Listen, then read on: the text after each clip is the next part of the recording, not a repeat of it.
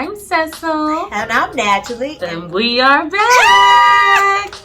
This is the Unspoken podcast. Yes. Hello, everyone. Hello.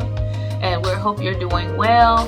This is the Unspoken, where we look at our favorite shows. Yes. And kind of analyze the unspoken messages that people are communicating without actually communicating. And there's a lot of that going on. A lot. Yeah. We see it in private practice with our clients, where clients are like, well, what did I miss? I don't understand what happened. And sometimes in that situation, they're too busy talking and not listening. Right. At all. Right. And sometimes there are things that they missed. Yeah. They actually missed in communication. So we're going to be talking about some of those things, and hopefully it'll help you in your interactions with, your significant others, colleagues, friends, siblings, anybody kids, who you interact with. Anybody. So this week was I Choose You. What's the name of it? I Choose You from Ready to Love. The finale. Yeah. And we're excited to talk about it. There were some moments I was like,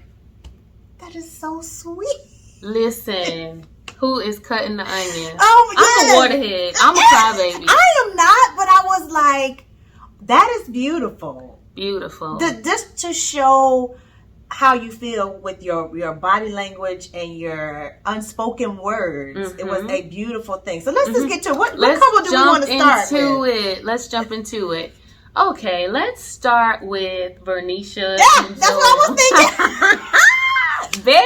First of all, he looked so good. Now, Joel can dress. And that shows a lot too. That says a lot about somebody. So that says I'm intentional. Yes. I'm intentional about what message do I want to send. Right. What message do I want to send? Do I want to look like I put some effort? That's it. Do I want to put, look like I put some effort into it? Right. And he always looks like he's thinking about it. He's thoughtful about what do I want to wear? What message do I want to send? So his who he wants to represent, who he is, and wants to show on the outside. He makes sure, even in his casual, it's just like Joel on point. He has not disappointed. No. The whole show. So let's go back to where they went and met with the family. Yes. Yes. And so I think he was a little nervous. Yeah. And I think Vernisha was nervous. She said that her daddy doesn't like anybody. And that made me nervous. That made me a little nervous too. So, with men, they always want to impress the fathers. Yes. And that's important. Right. And he did well. I thought he did. They liked him. Vernisha seemed like alleviated. Like, She did. She took a deep breath when all of them was like, we like him. You can see it in her body language. Yes, I can breathe a sigh of relief. Yeah. I believe Joel handled himself well, and he even asked questions. He asked great questions. So he came in not just trying to impress her people, but he wanted to know, are you going to take care of my babies? Are you going to take care of me? Yes. How are you going to interact with my two kids?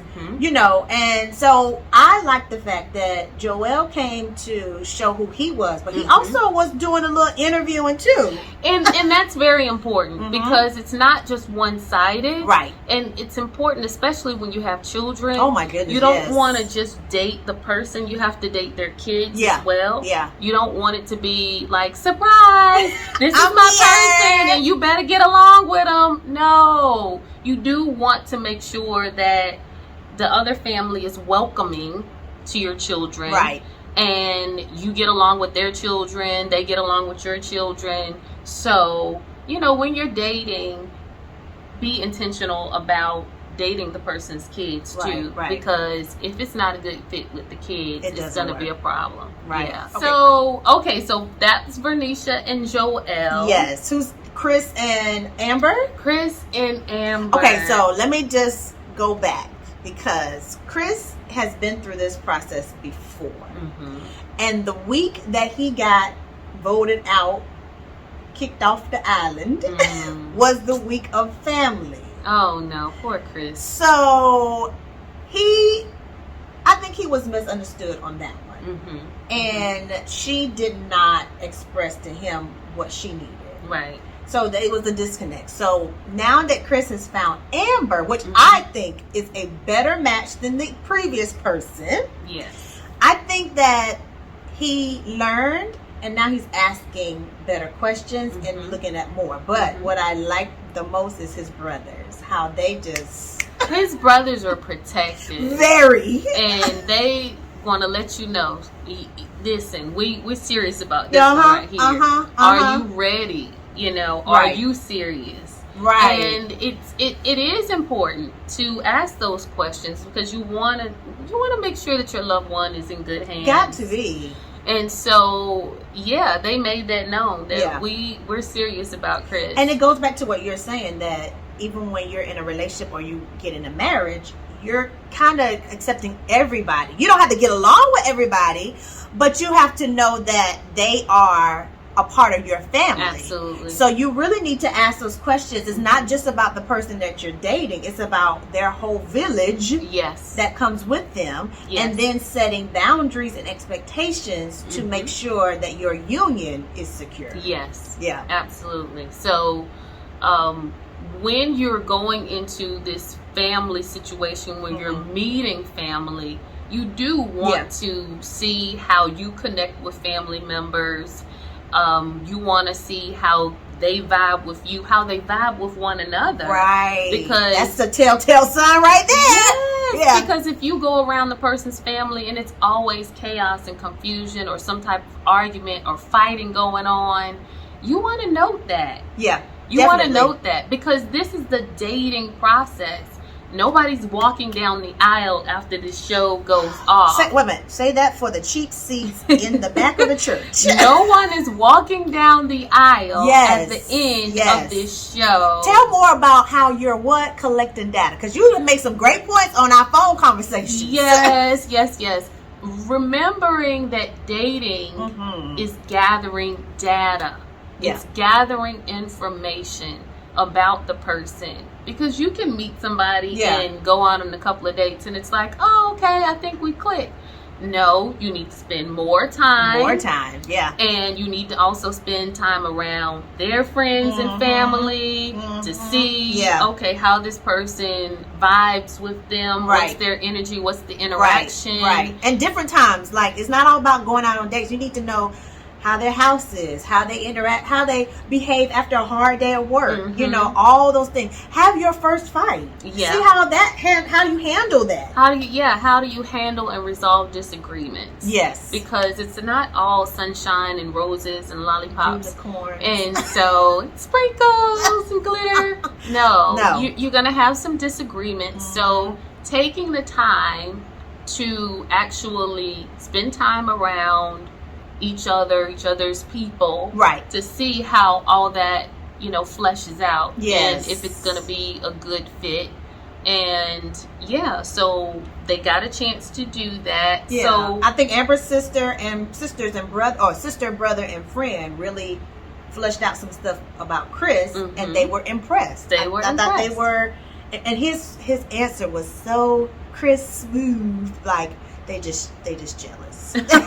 Insecure. Because the question was how you, some people can't handle Amber being a ADA, and her career path, and how they can be intimidating or whatever. He was like, they're just jealous and not secure. Can't handle this queen. Right. And he's like, Queen goddess. Queen goddess. I'm not gonna do anything to dim her light or where she has to lessen herself. Right. And so, absolutely, you want to be in a relationship with somebody who sees you for who you are and where you're going, and is supportive of that, and say, do you? I'm not here to change you. Right. What is it? What are your goals? I'm here to help you get to where you need to go, and hopefully vice versa. Yeah. Right? Now, I don't know about you, sis, but I have been in a relationship where I was told, can you not, let me shine? Can you dim your light like literally said, you know, you take over the party. Can you not do that? Now, in my younger years, I was like, okay. But now that I'm mature, because I know, because the right person is not going to want you to do that. Right. The right person is going to say, "Look at my baby." Yeah, do you, boo? She just doing it. You see my baby over there shining. You see her doing the thing. Right. The right person is going to admire that. Is going to encourage that to you continue to do you. Right. The right person is going to be secure in themselves and know that your shine doesn't take away from theirs. That's it. You're complimenting each other. It's just light. It's just more light. It's more light. Yes. It's more light for the darkness. Yes. Right? Yes. Because that's what we should be doing. Shining light in the darkness. It right? should be. I don't want to be dim. Nobody dim their lights so somebody else can be brighter. We all can win in this. Shine bright like a diamond. Right. All of that. Yes. So that was Chris and Amber. You want to do Liz and Liz and Jason. First of all, I loved Jason's mom and I loved Liz's family. I thought that they both were intentional. Yes. But not like trying to catch them in a lie or a falsehood or something like that. I thought that they really wanted to make sure that their loved one was secure in whatever this is going to be. And I loved Liz's answer for his mom when she was saying, "Are you ready to help him be the man that lead him without him being felt like he's been led?" Yes. Without feeling like he's. And she said, "I'm praying that the Lord is going to help me to do that." And that's it. Listen, if the Lord can't help you do it, nobody can. Okay. And so that answer was perfect. It was perfect. It was genuine. And some people may take it like, oh, she just gonna pray. No, prayer is very important in Liz's life. She said that from day one. And I think that was part of the attraction that she had with Jason, because he also had that foundation too. And for them to come together, it was just, I'm so glad that they got together, because I don't know how beautiful this might have turned out if she would have went with David. David was not ready. David canceled himself out. He did. He should not have come to the show, in my opinion, because he just had too much unresolved baggage from previous relationships. But the point of the matter is, some people don't realize that they have unresolved baggage. They might feel like they're ready. Right. And so this is why it's important to spend time, because eventually that stuff is going to come out if the person is not ready. And so that's what happened with David. So are you saying that the 90-day marriage is not? Oh my goodness. We're not even going there. We're not going to talk about 90-day fiance. Yeah. No. I'm just asking the question. Like time will tell everything. Time will tell, and that's why it's so important to spend time. Spend time talking, engaging, doing different things. Oh yeah. Fun things. Regular house things. Right. Asking questions. Asking lots of questions, and we're going to be having something soon. Yes. To help you all. Stay tuned. To help you all and ask the right questions. Yeah. But back to Liz and Jason. Yeah. Yes, Liz upfront about her core values and what she needed and what she was looking for. She was very direct and straightforward of what she wanted. Right. And like you said, I believe Jason connected with that in her because it was familiar. It was familiar with how he was raised. Exactly. And his own foundation. Yeah. And do you think that at the onset, and I really want to go back, do you think Jason, when at the end of the show, he said, when I saw you, I was like, now that's a woman. Could that possibly be why it took him a little longer to jump on the bandwagon with Liz? Maybe he just needed to make sure, not even make sure, but be what she said she needed. Like, make sure that he was firm in his own foundation before approaching this queen. I think that we all have to remember it's a dating show. Yeah. So I think part of him is saying, okay, let me date and get to know different people. Right. And he did. I like that. And spend time with different people so I can make an informed decision. Exactly. Right? Yep. I think that was part of it. I think part of it was also because Liz kind of connected with David. She did. And you didn't really see her engaging and interacting with a lot of people in the beginning, right? Right. And, we don't know if that part was cut out. Yeah, we don't editing. We are only privy to what's shown, but when I do like episode airs. Jason, how he did approach her and they finally started to date, which helped, I don't know, which helped maybe Liz seeing more of David. Like David slowly but surely started to reveal himself as Jason was starting to reveal himself. Right. He was like, wait a minute, I'm contending in this now. You ain't got this on lock. Look, don't count me out.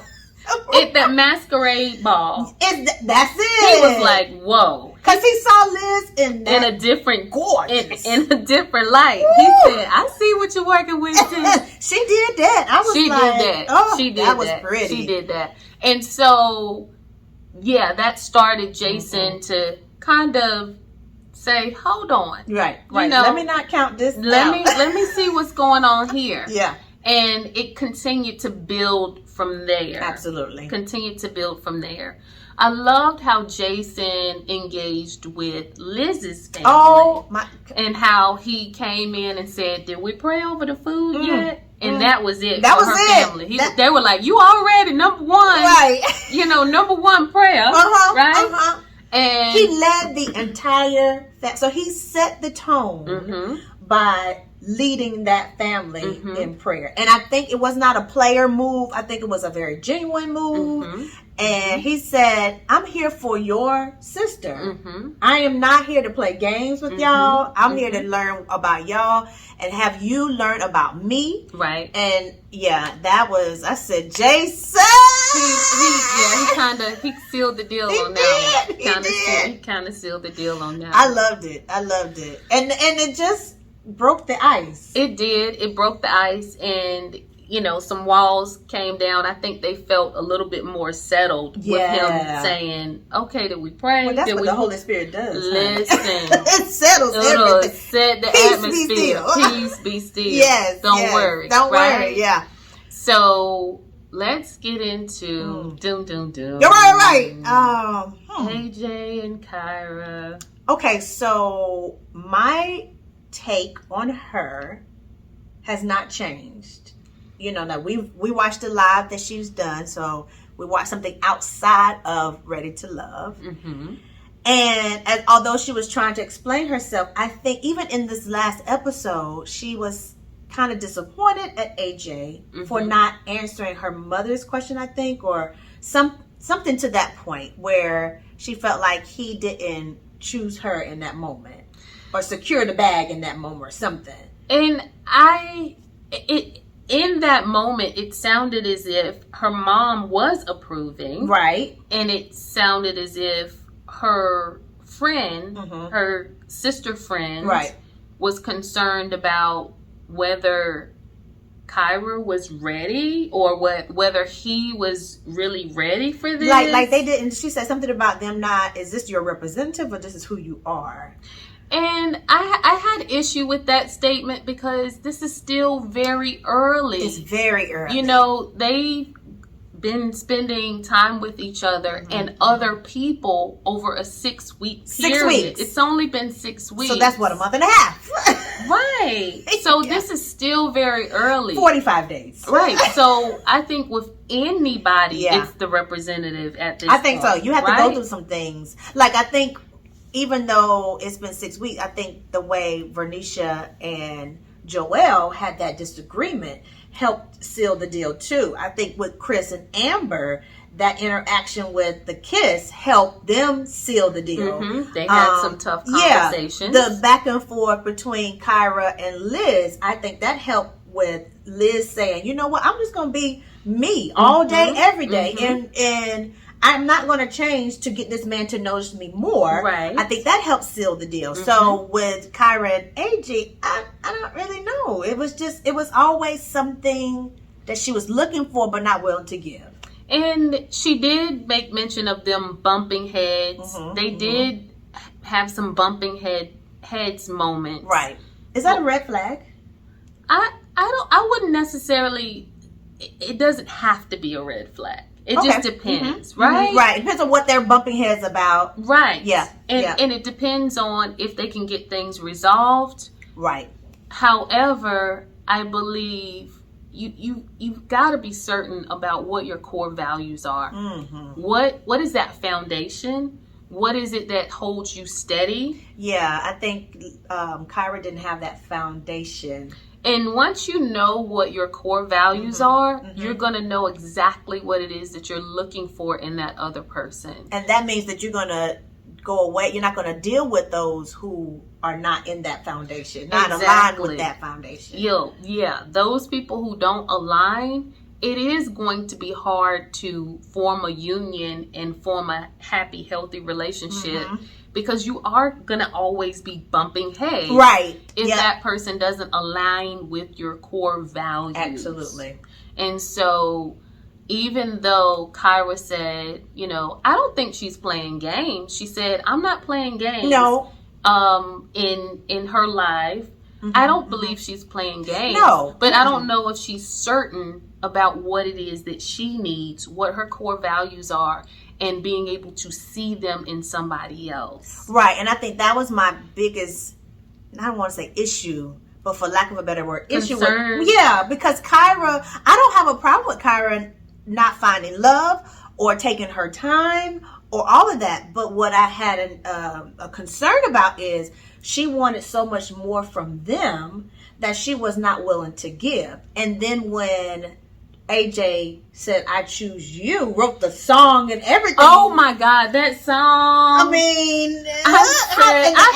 Oh my goodness. How much more? Oh my goodness. I felt so bad for AJ. Yeah. I felt so bad. I think he became vulnerable because his mom kind of gave Kyra a little pause saying, he started all these different projects. And is this a project or is this real? But I think for him to even go to that point of writing the song and setting the atmosphere and doing all the things, I think he was like, I'm ready to move forward, not move down the aisle, move forward. Yeah. I would like to see where this goes. Yes. And I don't know where the disconnect is, but it seemed as if Kyra, I don't know, was thinking that, this is a forever type of situation. Well, she kind of said that because she said, when I become your girlfriend, I'm 10 toes down. So I'm thinking 10 toes down as a girlfriend means that you in it for the long haul. And I don't think at 6 weeks you know that. Listen, Linda. When you're dating someone, you're still single until you're married. Okay? At the end of the day. So even if I say, I'll be your girlfriend and I'll be in this committed relationship, if you see a red flag, you can say, you know what? I don't know if this is going to work. Right. Because I don't agree with this, and this. Right. Right? If we can't work it out, Because absolutely. you're still dating and gathering data. Dating is just that. It is getting information so you can make an educational, non-emotional decision about something that is going to be a forever thing or potential forever thing. But so until you walk down the aisle and put the ring on it and say I do, you still can change your mind. Still single. You're still single. There is no demographic that says dating in a committed relationship. There's only single, married, divorced, or separated. Right. When you fill out those forms. That's it. Right. There's no checkbox saying girlfriend, boyfriend. Right. Girlfriend, boyfriend. None of that. So hear us that the unspoken here is, if there is enough about a person that you like, and you can see, I can see this might work because this, and this. Oh, I want to know more. I want to know more. I like what we have 6 weeks deep. Right. Let's see what we're going to have 9 month's salary. Right. Or whatever. Right. Yeah. Or until I see some red flags that tell me, no, this is a no-go. Right. Right. And so we don't want you all to be afraid of saying, I like enough about you that I want to see more, and I want to focus just on you. Right. Because that's what this ending finale is. It's, I've seen enough to say, I really like you. I really enjoy your company. I could see that this could possibly go somewhere. Absolutely. And so, yeah, let's see. Let's do that. Let's see. But at any time, if the person does something that is completely egregious, that doesn't align with your core values, you can say, yeah, I don't think this is a good fit. I've enjoyed this process. You're a good person, just not the right person for me. Right. And I wish you well. And that's what happened with the 3 couples. When they chose each other, they all said, I want to see what happens. I want to see what we can do with this. All of them made that statement that I like you today. I want to know if I can like you tomorrow, next week, 3 months from now. But I like what I like now, and I want to do this thing. Just try it out. Right. With Kyra, it made it seem like she needed concrete evidence that this is her last boyfriend. You're not going to have that. You're never going to have that. You're just not going to ever have that. Not after 6 weeks. No. You're just not going to have that. No. And I also wondered if there is something that's unresolved and unhealed, because she kept mentioning, I want to make sure that they're going to know how to handle me. So that's something that is unspoken. She said that, but she did not explain what that meant. She didn't understand. She didn't explain what that meant, but she kept making mention of it as if maybe she's been mishandled in the past, and she's still having some fear that these 2 men, Jason and AJ, would potentially mishandle her. So, but even that, she was kind of confused, because when I guess Jason revealed that he was choosing Liz and not all that situation, she felt like Jason mishandled her, and AJ, protected her. But at the end, that was still not enough. So it still wasn't enough. Yeah, I think she needs to maybe take a pause. Maybe go see a therapist to kind of figure out what does she want, heal those broken hearts. Because see, look, therapy is not just about the extreme tragic events. It's not about that. It's about talking to a professional who can help you sort out different things in your life. And the best time to go to a therapist is when there is no catastrophe. Right. When you're not in crisis. No. When you just need somebody to bounce some stuff off with, and somebody who has no interest in your life. They do not impartial. Very impartial, very non-judgmental. They are here to help you make the decision. We don't give advice, but we help you make a good decision. So I think if there's some brokenness for Kyra, maybe she needs to consider doing that. Yeah, I'm thinking that there may be, because she kept saying that. She just kept saying, I want to make sure that they know how to handle me. Right. Implying that she's been mishandled, and she's holding on to that. There's some fear there. There's a lot of fear. Right. So that she's thinking that whatever happened with that last situation, she's bringing that into this situation with these men. Yeah. And she didn't say specifically what that meant with regard to handling her. Right. Or do you think that she even expressed it to the guys? Because every time I heard her say it was like the off-camera interview type thing. Well, I mean, unless they cut it out, we don't know. Right. But she didn't explain it in her, I guess, green room, recordings, what mishandling meant. So the unspoken here is, if you have things that are, bottom line, I can't deal with this. Right. You have to be very specific about that. Detailed and concrete. And very upfront that these are my deal breakers. Yeah, absolutely. And let me give you, for example, right? And be very upfront with that person that is potentially going to be your right. significant other, right. and say, these are my deal breakers.